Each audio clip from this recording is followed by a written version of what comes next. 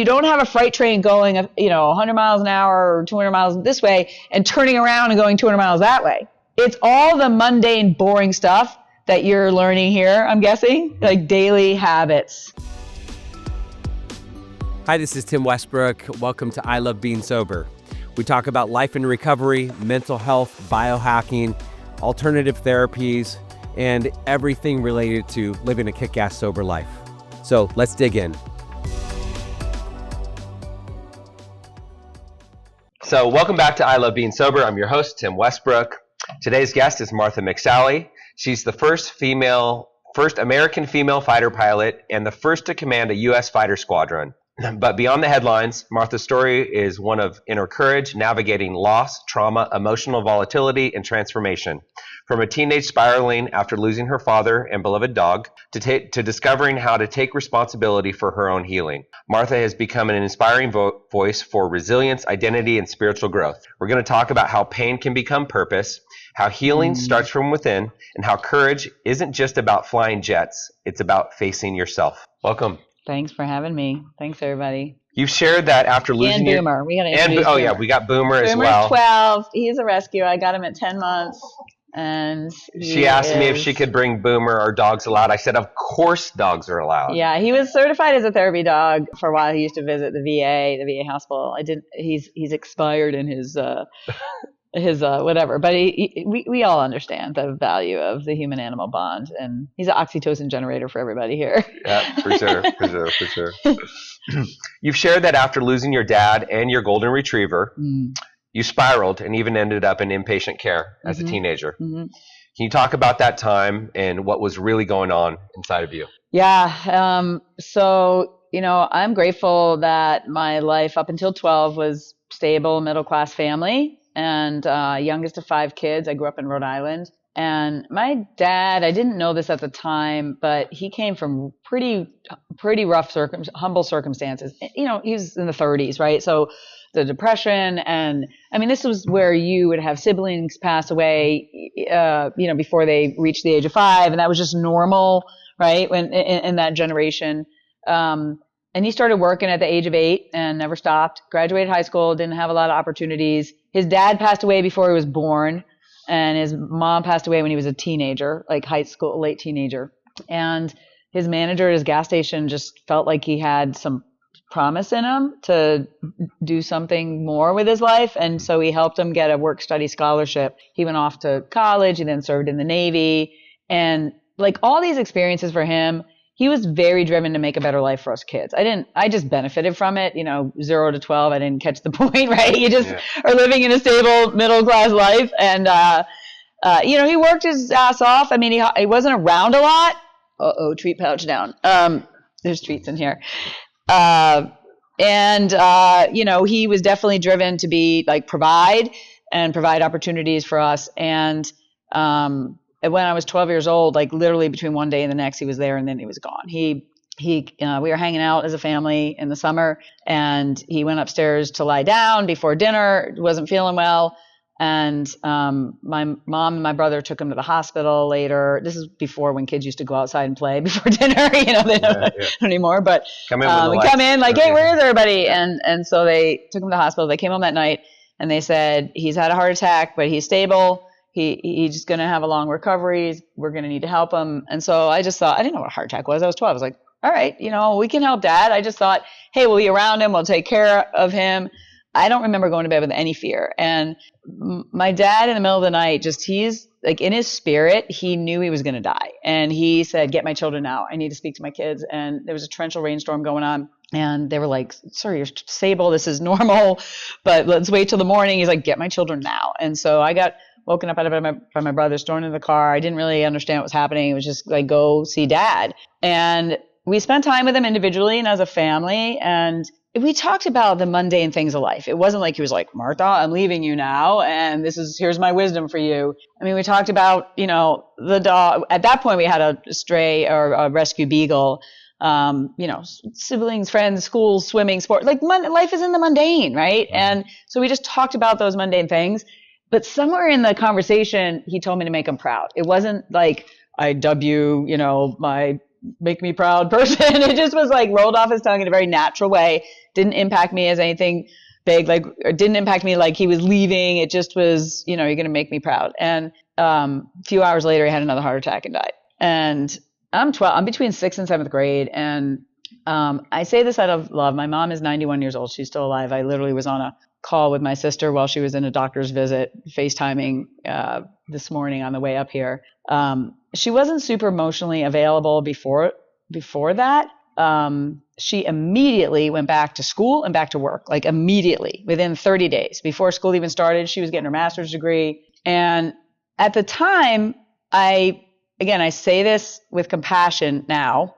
I felt like I lost my mom and my dad the same summer, if that makes sense. And I can look back with compassion on her now, but at the time I'm this volatile 12-year-old, just all of a sudden went from everything stable to like this screaming going on in my soul, right? Like, what just happened? I remember getting on the school bus for junior high and like, he has a father, she has a father, you have a father, everybody has a father but me, and like there was nobody was getting help, nobody was going to counseling.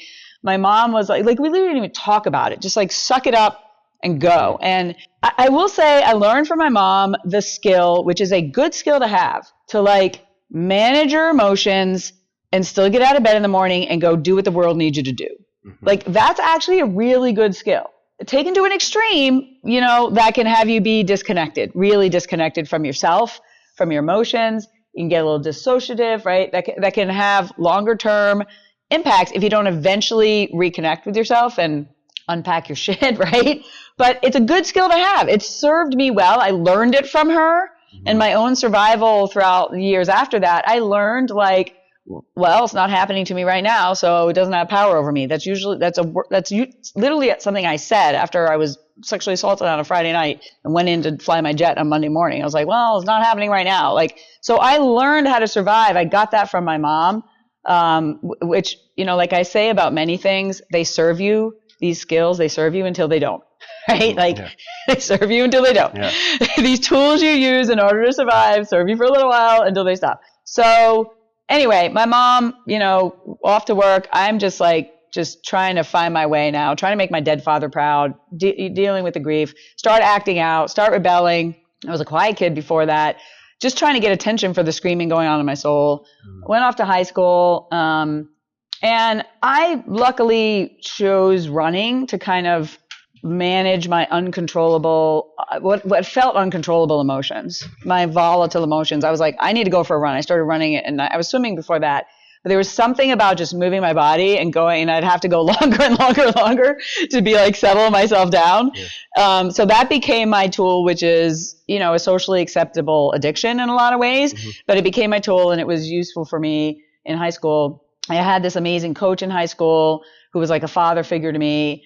And then he moved on to another job. And so right before this is all going on, now I'm 16 years old, right after my dad died, or right around the time my dad died, our dog passed away. So now I lose my dad, I lose my dog. Then we get a golden retriever. For the first time in my life, I get this golden retriever, Casey. And Casey was also my lifeline. Like, I can't explain it. You guys had dogs in your life, the human-animal bond. In that very difficult time for me, that dog saved my life in a lot of ways. He just kept me safe and whole and connected. And I would come home from work and he would go get my running shoes out of the closet, and even I'd be on the couch, like, I don't want to do, he's like, get going, we're going running. And he would make me get out and run. I love that dog. Like, that dog was my lifeline. And, 4 or 5 years later, or whatever it was, I was a junior in high school. He went into a seizure that he never came out of. And, I was carrying him as he's seizing into the car. He had some seizures before that, but this one became just uncontrollable. And, I'm just going to get emotional because I love that dog, and, losing that dog went to the, vet and never came back. And, they just couldn't, every time they took him out of the, whatever medicine they were giving him, he was seizing, and we had to let him go. And it wasn't just about the dog. The dog was important to me, but it ripped open the wounds of the grief of losing my dad. So it was like, whenever you feel the grief of something, but you've got a deeper grief you haven't dealt with, it's going to touch that.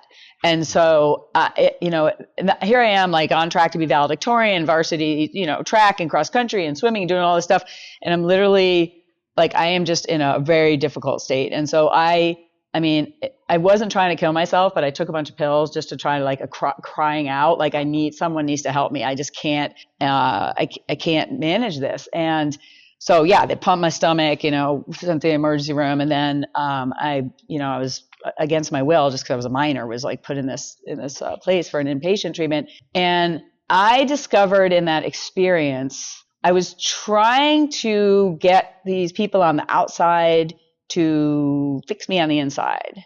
And I didn't want to be there, but I still was like, somebody please help me. And I wouldn't have used these words because I was 16, in this situation, but something clicked in me eventually where I realized they are amazing, compassionate tools, just like everybody has here, like we need support. We need wingmen. When we fly into combat, we don't fly by ourselves.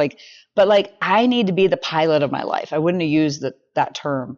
Like they're not going to fix my volatile emotions. They can give me tools, but I'm in charge. I'm the one that has to find the tools, find the habits, find the peace.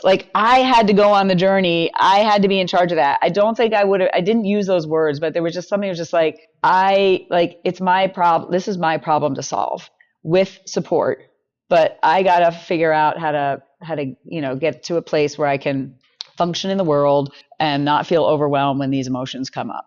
Now, what I will tell you is I didn't right away solve that problem. I definitely used running, used disconnecting. It wasn't like I all of a sudden learned, breath work and, meditation or whatever else, there's many tools out there. But I did have a shift in I'm in charge, I have to chart my path and, I can't outsource this completely. Nobody's going to give me a pill or a magic solution or something to stop the pain going on inside me. It's my journey. It's my spiritual journey. It's my emotional journey. I got it. It's mine. When did you realize that you hadn't processed the trauma or you hadn't grieved your father's loss? How did you figure that out? I realized it obviously in this incident when Casey died. Mm-hmm.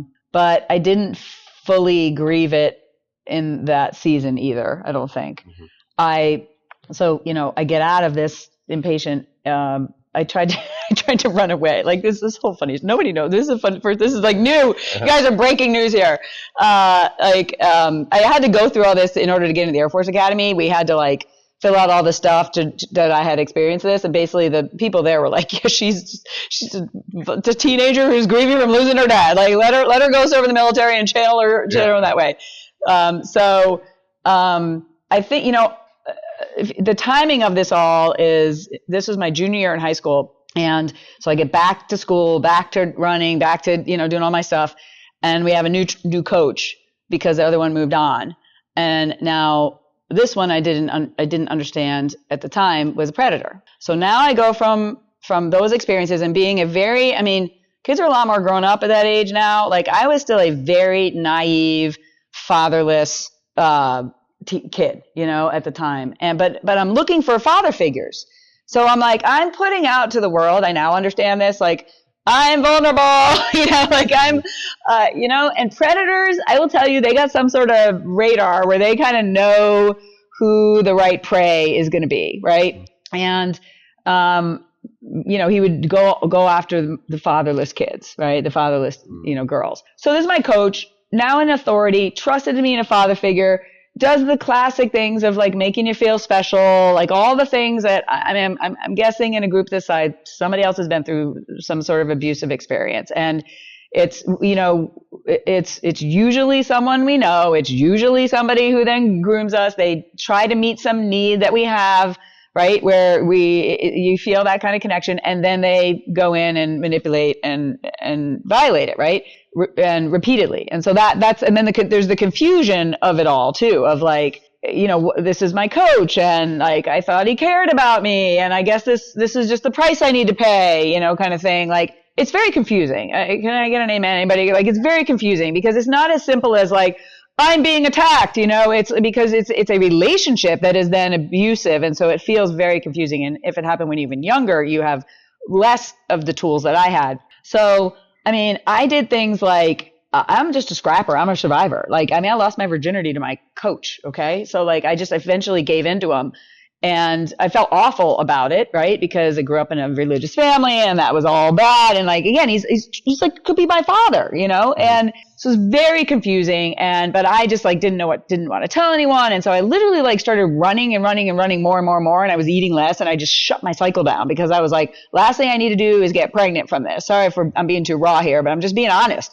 Like there was something inside me that was just like, I got to survive. Like I got to survive this. And then somewhere in there, I was like, I got to get the hell out of here. Like I got to get out of here. And so this was happening through my junior year into my senior year. And as I was looking for opportunities after I left high school, now I'm the walking wounded, lost my dad, haven't really grieved it. Now I've got the abuse. And I just wanted to like get an opportunity, hadn't really unpacked my shit yet, hadn't really healed. I felt like I could go either way. Like I literally could go either way. I was either going to like do something amazing in my life or I was just going to like become a train wreck, you know? And I needed a path that was going to give me some guardrails so that I would go this way. And so I ended up going in the military, ended up going to the Air Force Academy. I had no idea what I was doing. You're 17. Right. I just was clueless, right? So, but part of the reason was didn't want to pay for school, didn't want mom to pay for school. Part of the reason was to get away from my coach, like physically get away from him. Part of the reason was to just give me guardrails so that I could do something productive with my life after, you know, as in parallel, I would somehow deal with volcano that was inside me that I still had in debt with, you know? And so off I go to the academy. You guys may relate to this, but like environment matters. Like you can be in an environment that either lifts you up or is really bad and the people around you are really bad. The environment really matters, but wherever you go, there you are. Like you can't expect changing geography to change the inner problem you have, right? So like it can help. Environment does matter, but still I'm the walking wounded here. And so I then basically, you know, had more experiences in the military of the same time. Like, and those of us who have been abused, usually it happens repeatedly. Usually we get in that kind of cycle. And I'm just, you know, I'm putting out the radar. And so now you're in a military superior subordinate. It's the same kind of thing, power structure. So I just had more experience. I don't want to get it graphic, but I just had more experiences. And I was just in this cycle of like, this is what my lot in life is as a woman, while I'm also trying to achieve and make my dead father proud. It was a very complex a bit of experiences for me. And I just, you know, because I could disconnect, I just kept working hard, kept being productive, kept contributing. But it really wasn't until I graduated from the academy in 88. It was kind of into the early 90s. I was in a relationship, was going to get married, I can't even remember what the impetus was, but it's like, man, I gotta open up this dungeon because this is impacting my life that I have not healed from all this stuff. Like it's impacting how I show up. It's impacting how I show up in relationships. It's impacting so much. So I started a healing journey, which didn't include a lot of traditional stuff. It was just more of like a commitment. Like I got to unpack this shit. There were some relationships I had that were really meaningful for me at the time, of people who had experience with other people in their lives who had been through, you know, sexual abuse. I went to some conferences and some workshops. I did a lot of reading. I did a lot of I didn't actually go through formal therapy. For me, it was very much a spiritual path as well. And I just was able to get myself to kind of connect my heart and my head again, to feel the pain, to feel the wounds, to get them expressed and get them out of me, and to stop the broken record of this is the lot I'm going to have in life where I'm just going to be continuously abused as a girl or as a woman by men in authority over me. Like I had to stop that from happening. I'm not blaming victims. I'm just saying I had to stop. I had to get off the frequency of putting out that I'm a victim in order to no longer attract the perpetrators into my orbit. Does that make sense? So that was a long answer to your question, but like that's kind of like the journey that I started on because I was committed to make sure that this, you know, these experiences, this trauma didn't get stuck in me and didn't stop me from living a whole healthy life. Well, and we typically attract the same person over and over and over again, right? Okay. Yeah. So like when did you first realize you were attracting a different person? Like what did that And you also said no one's coming to save you. Yeah. Yeah. Healing starts from the inside out. Mm-hmm. So so you made the decision somewhere along the line that you wanted to take responsibility for your healing. Yeah. And then when did you, what did that path look like? And how did you finally get to a place where it's like, I'm doing good? I'm still on the journey. Uh-huh. Like we all will be for our whole lives, I believe, right? I don't think there was ever a moment where I am now healed from everything. It's like if you have a scar, on your body somewhere and you bump into something you might still, you might still feel it and remind you, right, of your experiences. I'm still on the journey. It's not like I still certainly have not mastered romantic relationships. It's not an area of mastery for me. I feel like I show up in a very different way, now because of the inner work and the spiritual work, the emotional work I've done. But, I've also been a fighter pilot and, senator is a very small percentage of men who are attracted to people that do the things I do in life. And that's okay. I'm living my best life, I'm not outsourcing my well-being to another human being, right? You complete me or I need you to be my whatever. No, I'm looking for a true partner who's on a journey of healing. Yeah.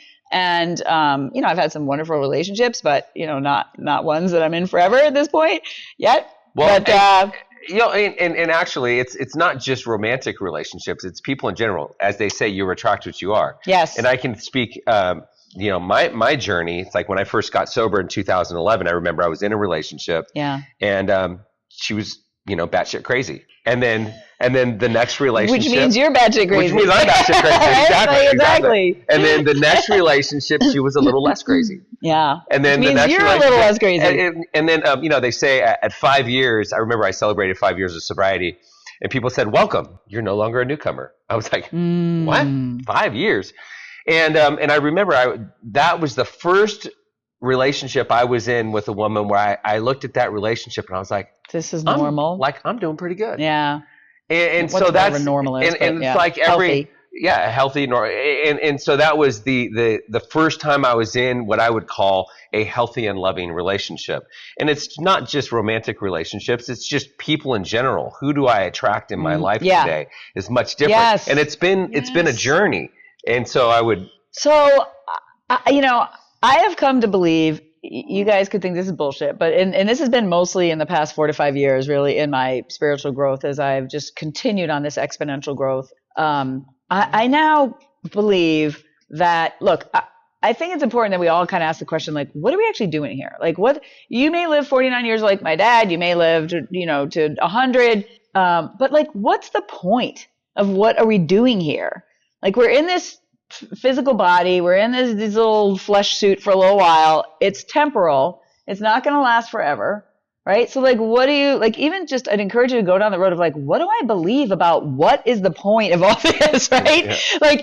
Be curious about that. Don't just go through the motions and figure out how to okay, stay sober, get a job, work till you're 65 or 70, do something you don't love, marry, have kids, what's the fucking point of all this, right? And so I would just really encourage you to find, be curious yourself. Go read a bunch of the ancient, wisdom out there. Find your own spiritual beliefs. Be willing to grow in those spiritual beliefs. Because, sometimes we can be super dogmatic in what we believe, and then we're not actually open to even growing because we figured out the answer, right? And so just there's a quote by Mark Twain. It's something like, I'm going to botch it, but it says something about it's what we believe that ain't so is the problem, right? When we actually think something is true, but it's actually not true. We're not willing to grow. We're not willing to kind of test our beliefs based on new information.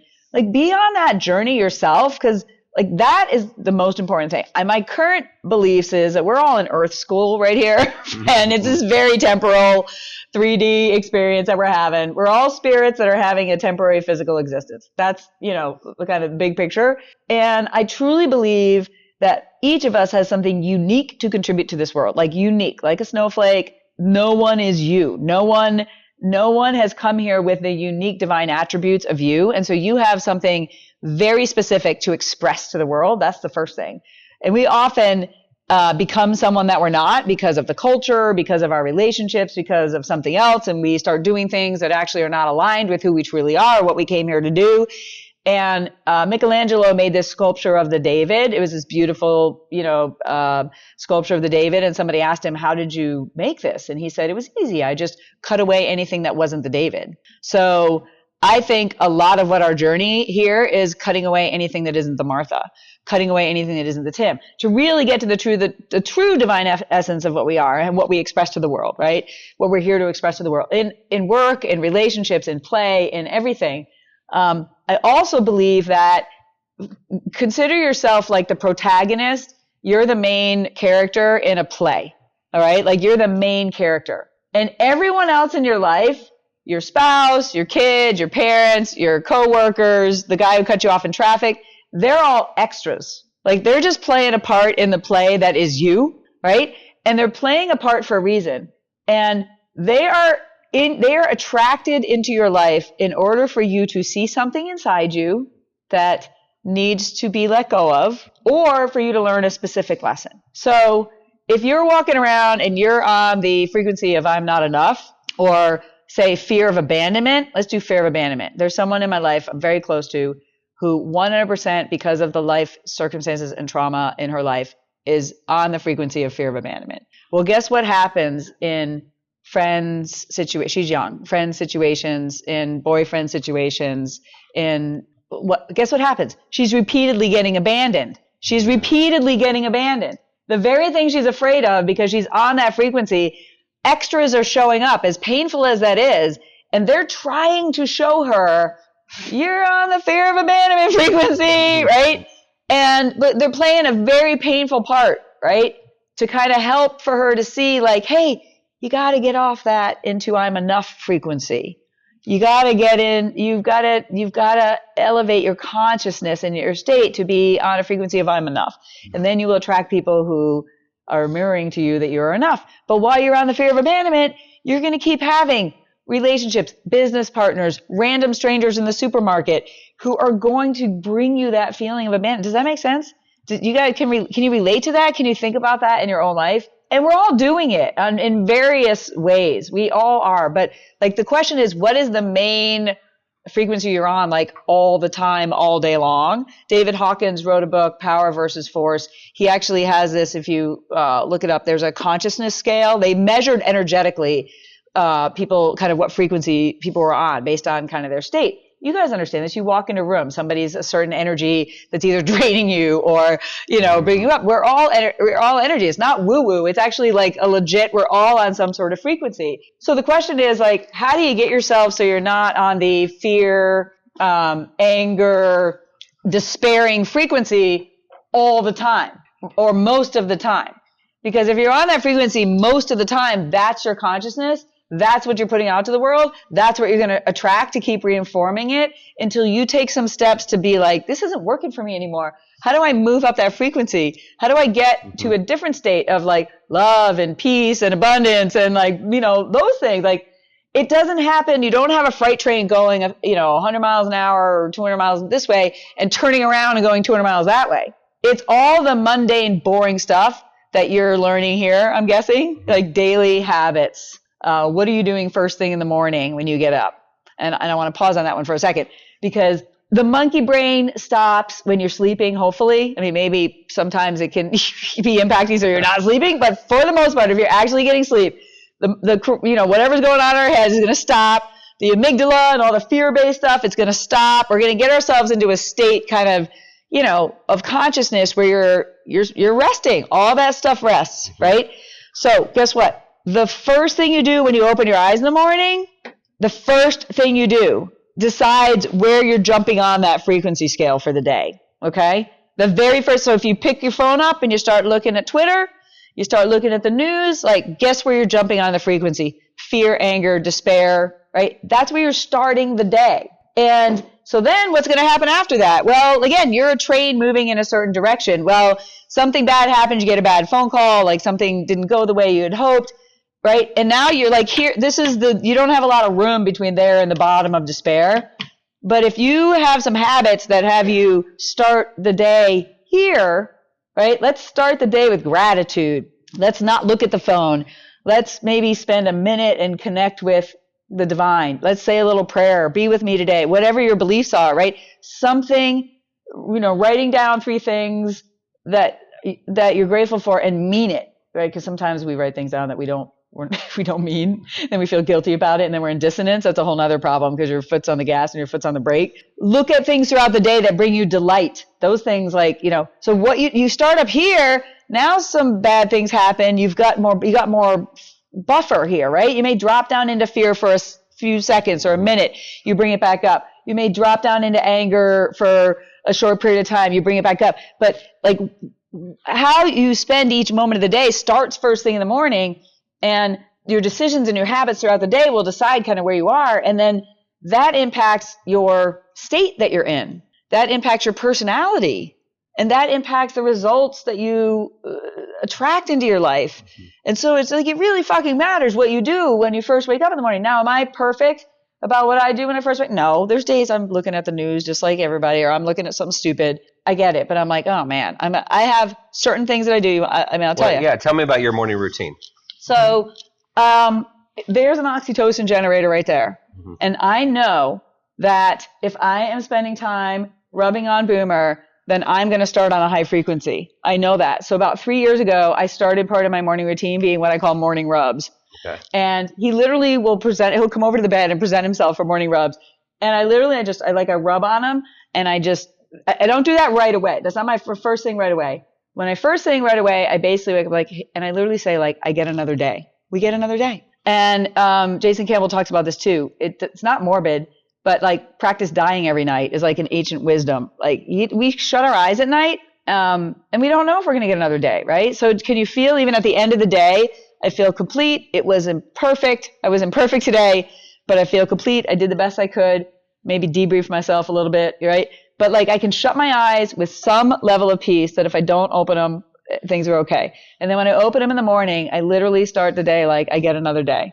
Mm. I get another day. And he's 12. I've never had a golden retriever live past 11. We get another day. Yeah. And so what I'm doing, I've switched it up a little bit, but what I do now is I do breath work first thing in the morning in bed. I do some Wim Hof. It's more what they call primal breathing. It's the activating breathing. And so I just do a couple rounds of that. I just saturate my body with oxygen. I do some breath holds at the end of it. So it's 30 really deep breaths and then a breath hold. Mm-hmm. And I'm now getting back to where I can easily hold 3 to 4 minutes, where when I'm out of practice, it was like a shit show when I started doing it again. But it's a physical thing. It's a neurological thing. And I'm not going to immediately go to caffeine, right? I'm going to be it's time to get up. I'm going to put some energy into my body, go to the bathroom if I need to. I don't do this every day, but I learned this from somebody. Even just when you get up to go to the bathroom first thing in the morning, we're all going to go pee at some point, right? So when your left foot hits the ground, say the word thank to yourself. When your right foot hits the ground, say the word you. Thank you, thank you, thank you. And just do a thank you walk to the bathroom, right? Just start with gratitude, mm-hmm. right? And it becomes a habit. Then he's waiting for me. We do morning rubs, right? Mm-hmm. So oxytocin, I pray over him. I literally speak to him. People, can laugh at me. It's not like the old Stuart Smalley on old Saturday Night Live skit, but I literally say, okay, let me show you a morning rub. Boo boo, come here, my love. I don't know if the camera will be able to show this low, but come here. You want to do morning rubs? Okay. So I just pray over him. I'm thank you, God, for this beautiful gift, for this beautiful boy, this wonderful creation, this gift in my life. Thank you for the love that he brings and the connection and the laughter and the smiles and everything that he brings, everybody who he meets. And then he's turning here. And then I go, sometimes he puts his paws on my shoulders. So you can do it? Okay. And I go, okay, Boomer is love. Boomer is loved. Boomer is at peace. Boomer is thriving. Boomer is safe. Boomer is healthy. Boomer is at peace. Boomer is love. Boomer is love. Right? And so he literally he leans into it. Yeah. And you know what? I'm saying it for myself too, right? Martha is love, right? I am love. I am safe. I am at peace. I am healthy. I am thriving. I'm saying Boomer, but I'm also saying it about myself. And it's okay to say that about yourself too, right? And even if you don't believe it, it's okay, right? You just declare it because, what we say after the words I am they really are powerful from an identity, from a spiritual, from an emotional. And, I give a whole speech on this, but I don't have time for it all. But be careful what you say after the words I am. Okay. Because, oftentimes, I'll show up and give a speech and I'll have my flight suit on and be like, oh, I'm Martha. I'm a fighter pilot. I was a senator. I'm a colonel. I'm whatever. And I literally end up taking it off because you know what? This is just a role I was in. This is not who I am. This is just what I did. Because oftentimes when our identity is attached to what we do or what role we're in, and then we leave the military, we lose our job, we get a divorce, if you're calling yourself a husband or a wife or a mom or a dad, the kids are empty nesting or somebody passes away, we lose our footing, right? Because our identity was attached to that, and now we're no longer that, and now we don't know who we are. And so it's part of our society to use those words, but don't try not to use the words I am and then say a role, because it's a powerful statement. Also, I know part of the 12 steps, I know, I don't know if you guys do, I'm an alcoholic. I would just be very careful. I'm not trying to go against whatever the teaching is here. You happen to be using a substance in order to escape or numb your pain. That's not your identity. That's just me. That may be controversial, right? You may have painful energy running through you. You may have anger energy running through you, but you are not angry. You are not angry. You feel angry, right? Maybe I feel angry. I have anger energy running through me. I feel sad. I feel depressed.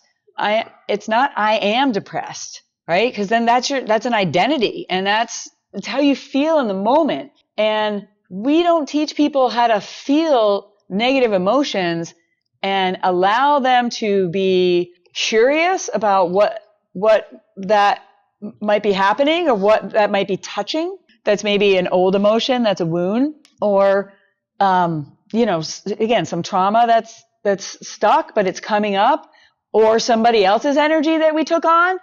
Because sometimes we feel overwhelmed because we took on someone else's shit, right? Our friend Annie Lala talks about this all the time. Yeah.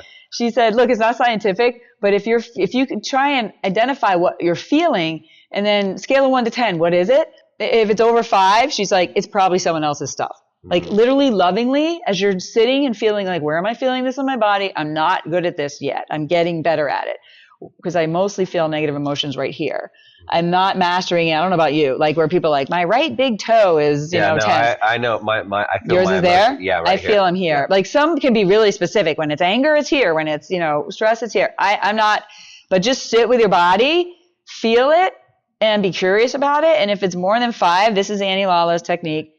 Lovingly send it back to whoever gave it to you or whoever you took it on from. Just be you may not know who it is.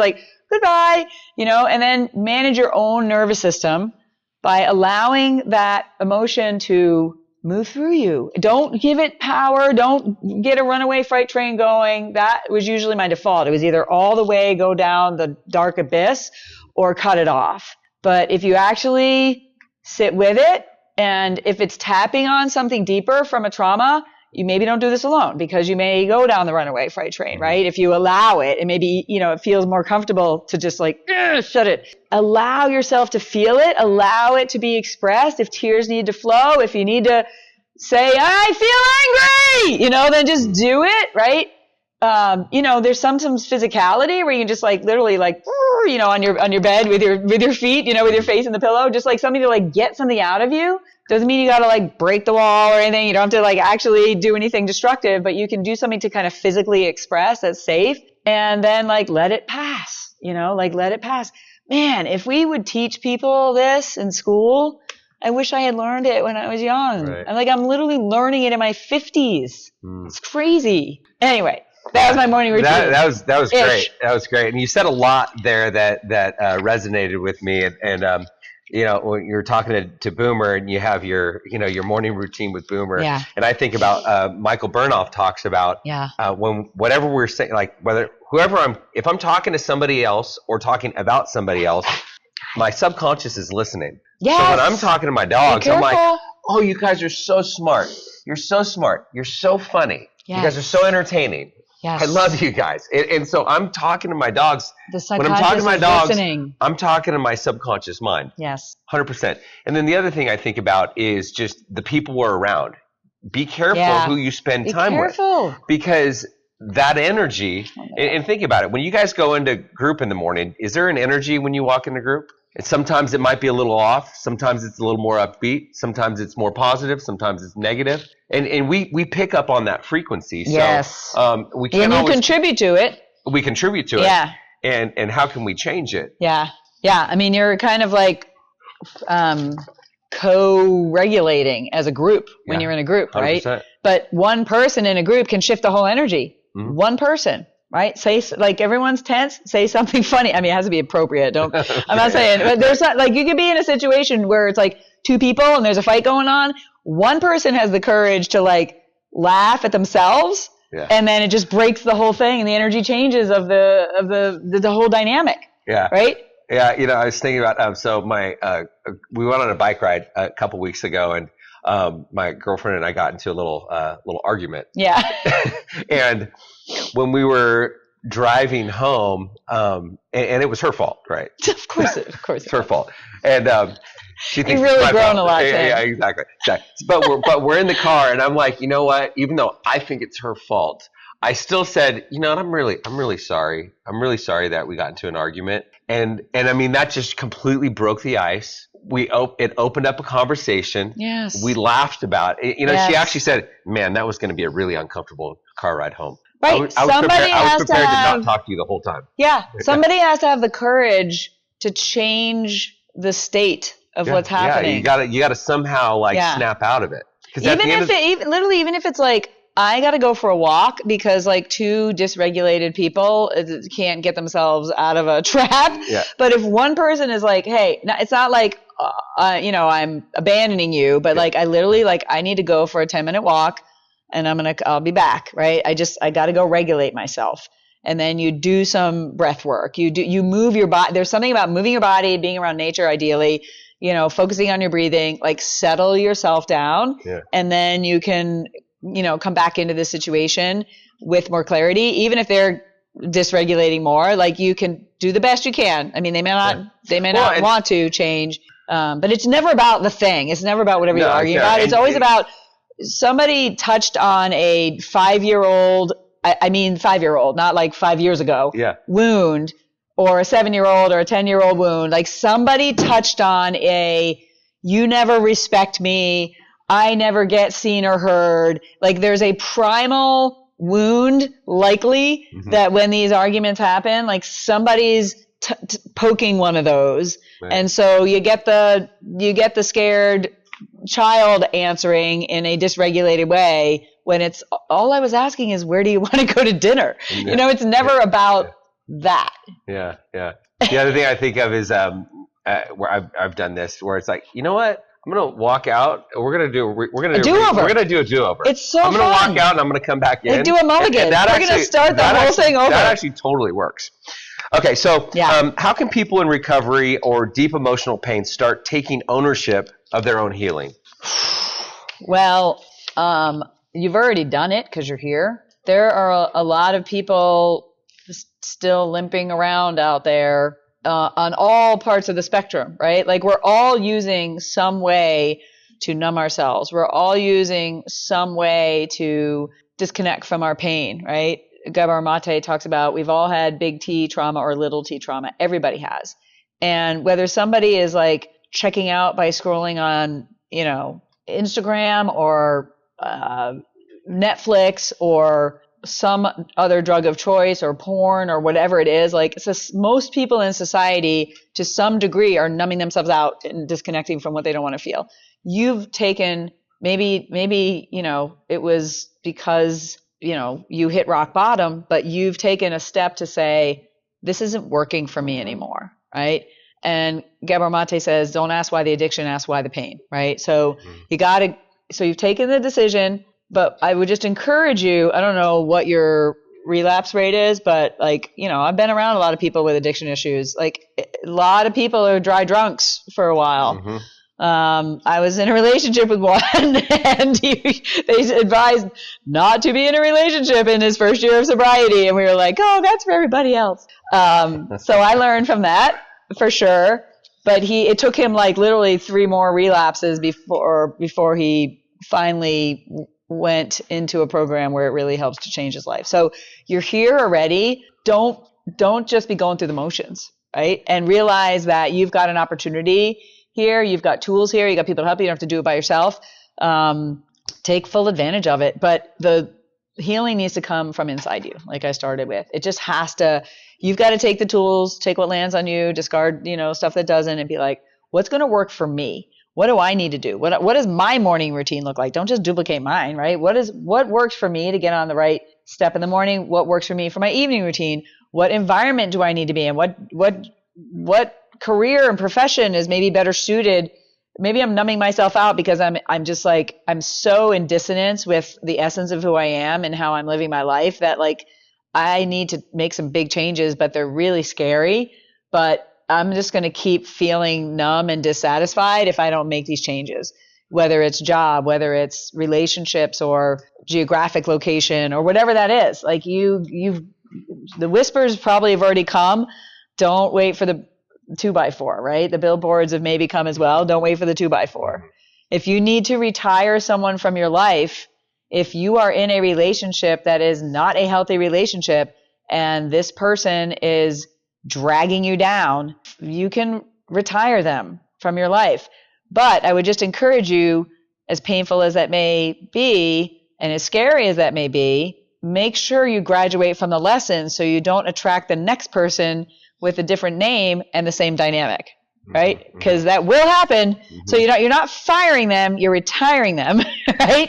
Because you can fire them like, I got to get away from you, right? This isn't working for me. You got to figure out a way to be like, I have graduated from the lesson. I'm crossing the stage. I'm putting the little cap and gown on and I no longer need to play in that dynamic anymore. And so that's the real work that, what's the program here? How long at this? So location?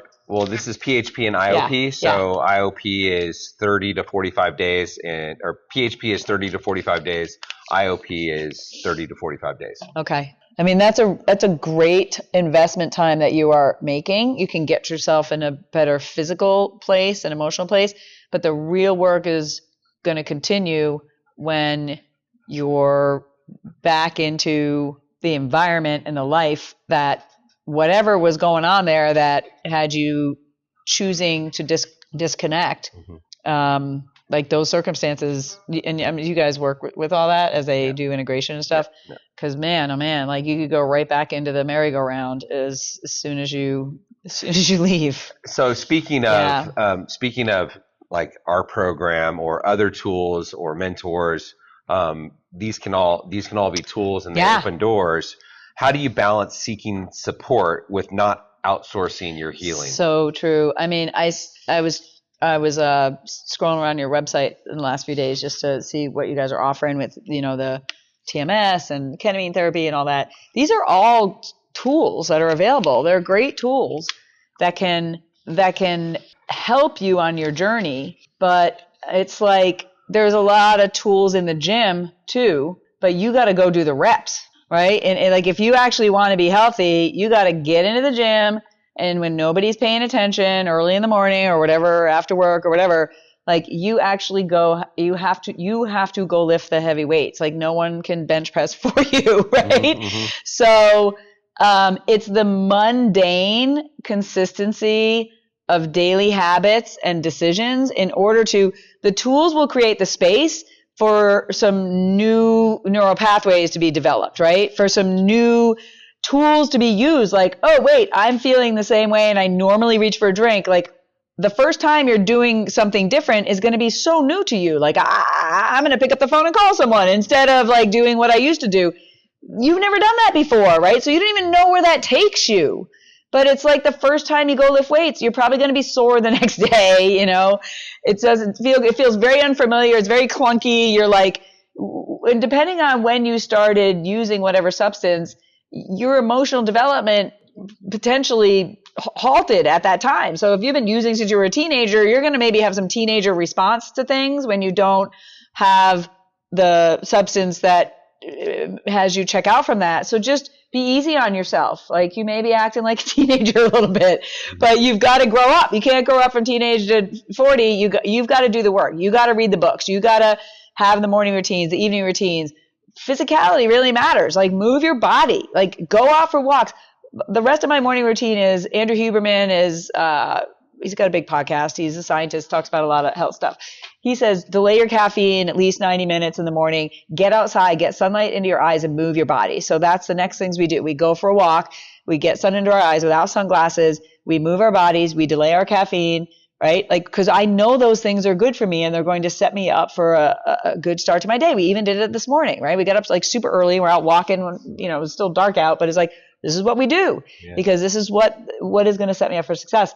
Also, what you're consuming, both nutrition and like with your eyes, really, really matters. There's been some really cool new research. I can't remember the name of the doctor who is putting people who are drug resistant mental health issues on a keto diet, and they're coming back to themselves. And I'm not saying keto's the answer. I'm just saying like what we ingest is impacting not just our body, but our minds and our nervous systems. And so you got to be mindful about that. If you're eating shit food, you're eating sugar, you're eating highly processed foods, and you're hoping that you're going to start on a different path for your life where you're going to be sober and strong, like you're not giving your body what it needs, which is also impacting your nervous system.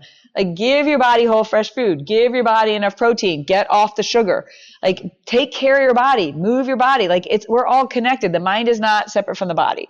So what you consume in your food, staying hydrated, electrolytes, I have element in there. And there's microplastics too, but I'm just, I'm just like, you got to pick your poison here. And also what you're consuming with your eyes. Like, what are you watching? What are you taking in? Are you taking things in that are, putting you into a lesser state, or what are you doing? What's happening? The treat pouch is down there. That's so funny. He found it. Hey, excuse me. Sit, please. Thank you. You want to give me some? Come on, give it up. Give the paw. Come on, give the paw. Come on, give me the paw. Oh, that was lame. Good boy. Good boy. Okay, you said that people need to ask, what the fuck am I doing here? Yeah. Why are those identity and purpose questions so critical to healing?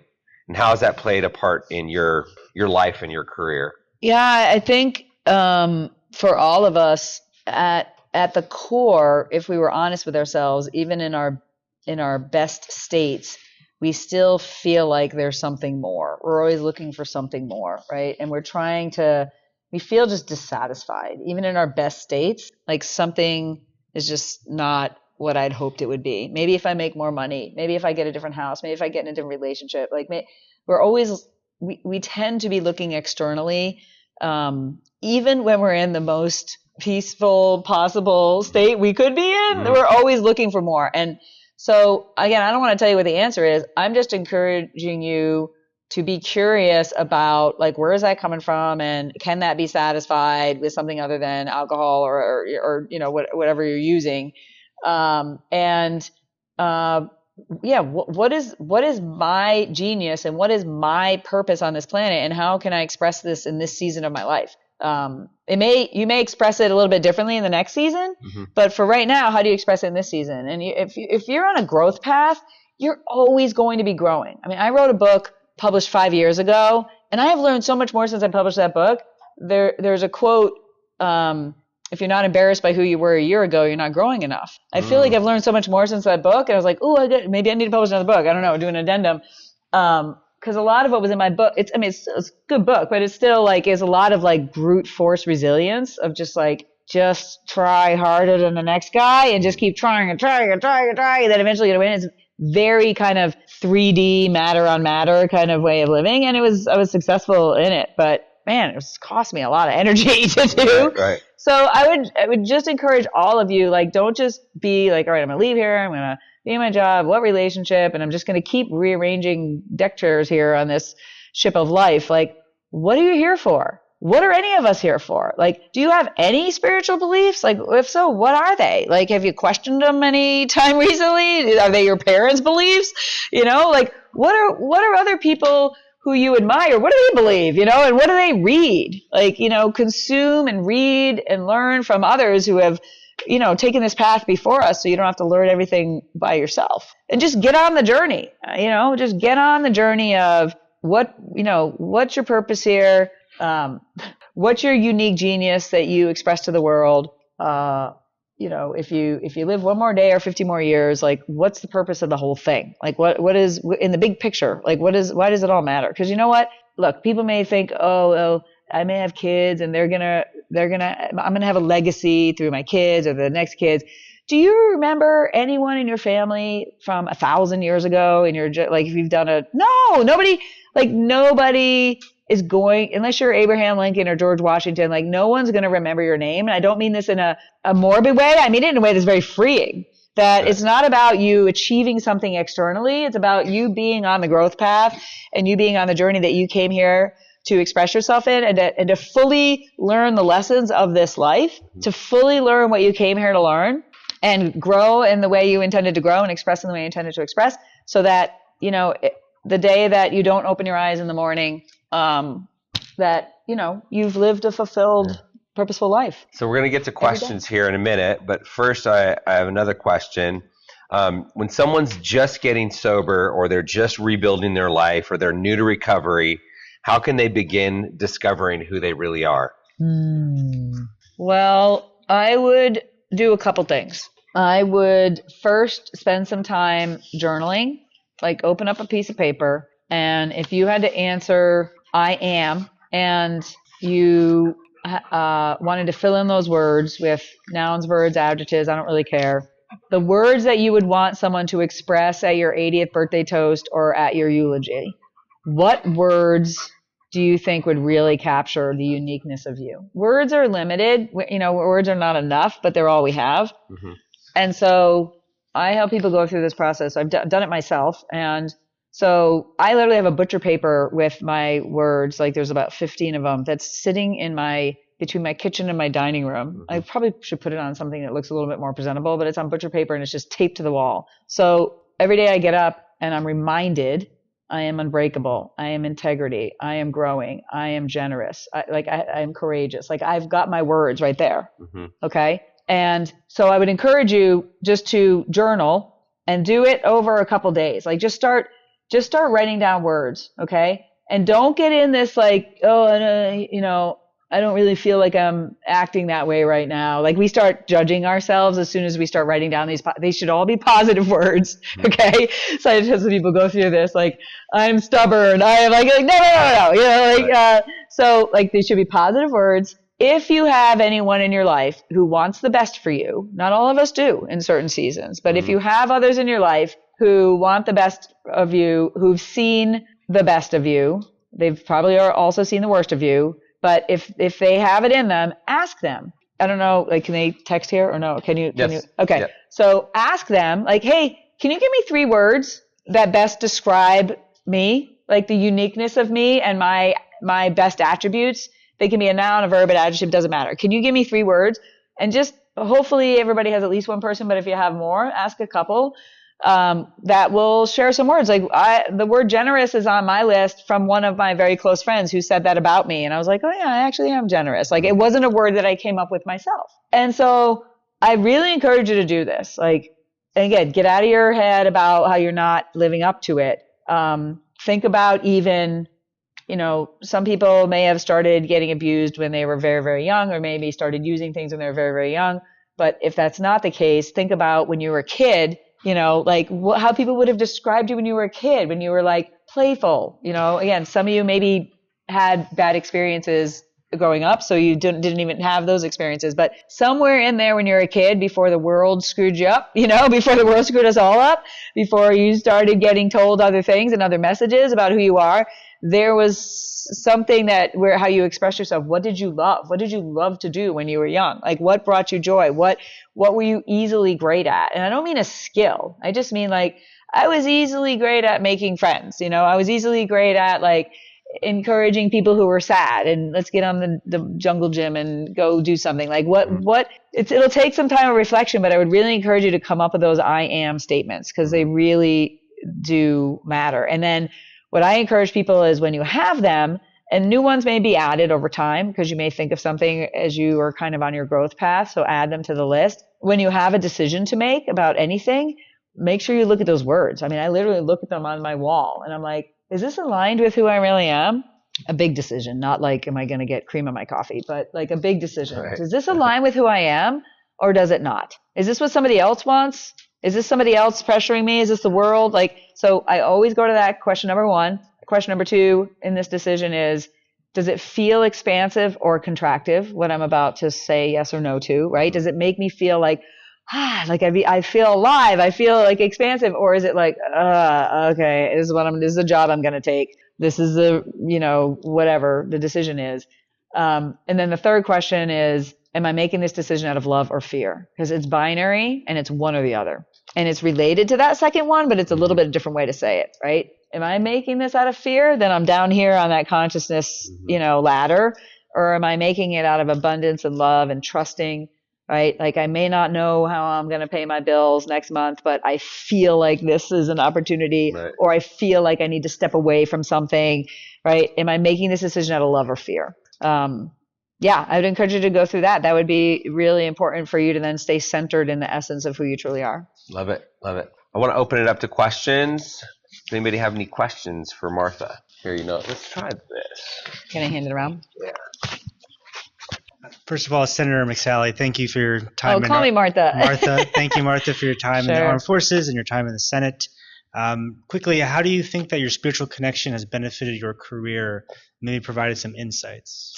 Oh, good question. I mean, I'm on a spiritual growth path, for sure. And I would say early on in my adult life, I didn't really have a spiritual faith. Like, I hit a point for myself of like a surrender moment, in a exhaustion from trying to make myself feel whole just by myself. And it's been a journey ever since. And I would say that and it has grown and it has evolved, if that makes sense. It isn't just a particular dogmatic belief per se, but it was at one point, and I would say just having that connection with God, the divine, whatever your beliefs are, but having that connection through thick and thin, whether I'm flying combat missions, whether I'm dealing with the loss of a loved one, whether I'm dealing with my own pains and struggles, there is something like when you have a bigger picture and a bigger belief, you don't feel so alone, right? Like you feel like you're connected to something bigger. You were created by something bigger, by someone who has your well-being at heart, right? Who's always there, even when no one else is there. And my journey has been one of feeling alone a lot in a lot of ways, right? Because I've kind of been a pioneer. Like that's been about a lot of my lot in life. And so that deeper connection with, that deeper connection with my creator, with the divine, it has brought me strength, conviction, and peace that surpasses any understanding through the highs and lows of all of life. And, sometimes making a really big decision, whether I was like, and I decided to run for Congress, there's a whole other crazy story where I was like, I had retired. I was serving overseas. I was I retired from the Air Force. I was serving as a professor. I was paragliding at lunch in the German Alps. Like I was living a nice life, but I felt this calling inside me. Like I needed to do something to get in the arena and serve in a different way. And I didn't want to do it. Like I just didn't want to do it. So I was resisting. Like it was a calling that I was resisting. And so just having that relationship, like literally where like there's times where I'm yelling at God. I don't know, depending on what people's upbringings are, they maybe feel like you can't yell at God. Read the Psalms. I mean, like David was yelling at God all the time.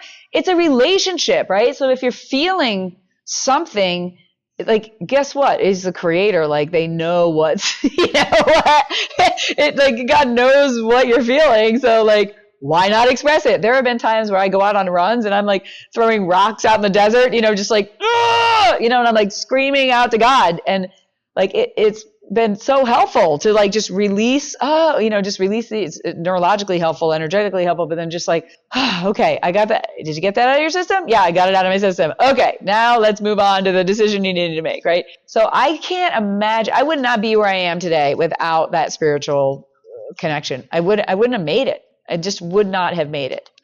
Thank you. Yeah. Other questions? I have more. So growing up in the Midwest and not knowing what I wanted to do with my life.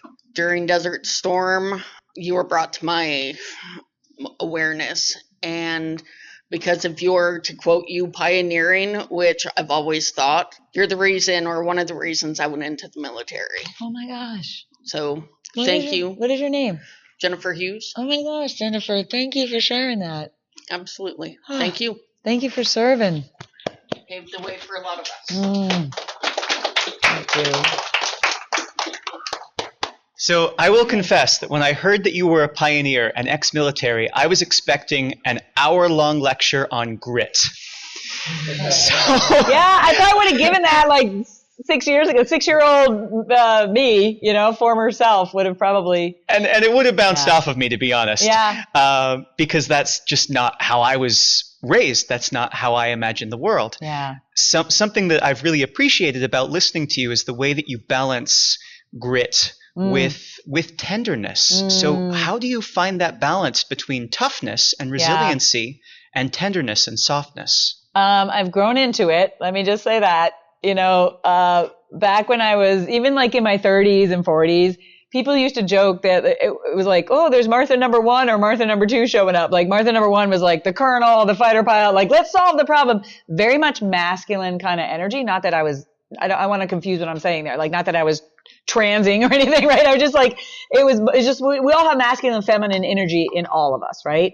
And so I was definitely having to operate masculine dominant, if that makes sense, like solve the problem. And I'm really good at that, someone coming to talk to me about something and I'm like, let's solve the problem instead of being able to just sit and listen and be compassionate. So I've had to, it's like, your bicep and tricep. I had overdeveloped my bicep and I needed to develop my tricep. Like that, I had to come to a place where I could allow the feminine in me to, and I mean feminine energy. I'm not talking about gender, right? Just the feminine parts of just compassion and receiving, to be able to fully be a part of me, because that energy got me abused when I was young, right? So I think I shut it down, because it was connected with that's weakness, and weakness gets taken advantage of.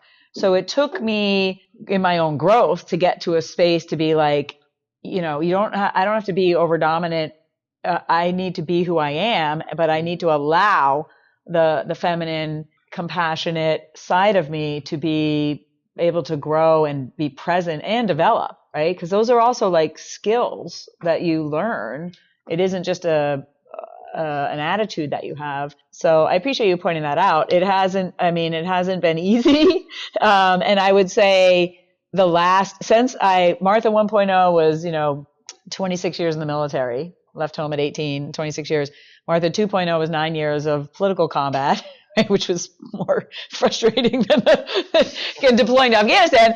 And now I'm on Martha 3.0, and Martha 3.0 is actually in the private sector, has given me even more space to be able to be connect with my true essence and to, grow so much more, like exponentially.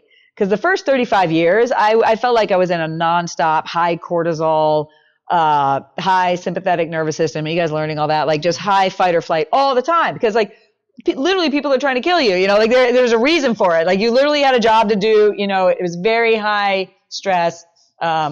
I think I found some tools to just stay as balanced as possible in those years, but I feel like my growth has really been exponential since I've been out of those two environments. So environments do matter.